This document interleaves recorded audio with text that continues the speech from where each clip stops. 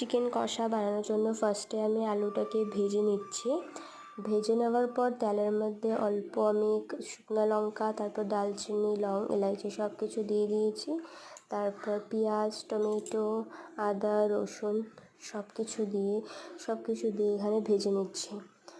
ভেজে নেওয়ার পর এই যতগুলো জিনিসগুলো দিয়েছি এইসব আমি পেস্ট করে নেব। তারপর নুন দিয়ে দিলাম, তারপর এখানে পেস্ট করে নেব। পেস্ট হয়ে গেছে। এখন আমি কড়াইতে তেল দিয়ে দিলাম। তেল দিয়ে এখন আমি তেজপাতা দিয়ে দিয়েছি। তারপর এই পেস্ট করা মশলাগুলো আমি এখানে দিয়ে দিলাম।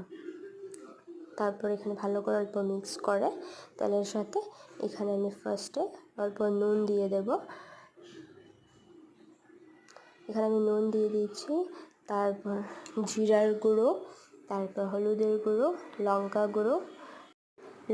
গুঁড়ো, তারপর কাশ্মীরি মির্চ পাউডার, তারপর ব্ল্যাক পেপার পাউডার সব কিছু দিয়ে দিচ্ছি। এখানে দিয়ে ভালো করে এটাকে কষিয়ে নেব। তারপর চিকেন যেটা আমি ধুয়ে রেখেছিলাম সেই চিকেনটা এটাতে দিয়ে দেব।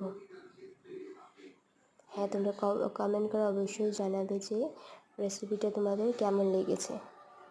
ভালো করে কষিয়ে নিচ্ছি এটাকে, সব কিছু মিক্স করে একটু গরম মশলাও দিয়েছি। এই দেখুন চিকেনটাও দিয়ে দিলাম।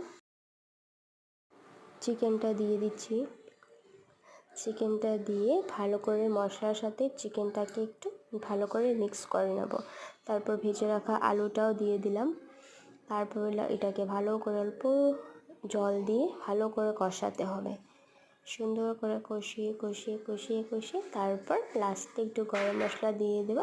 তো হয়ে গেল আজকে আমার চিকেন কষা।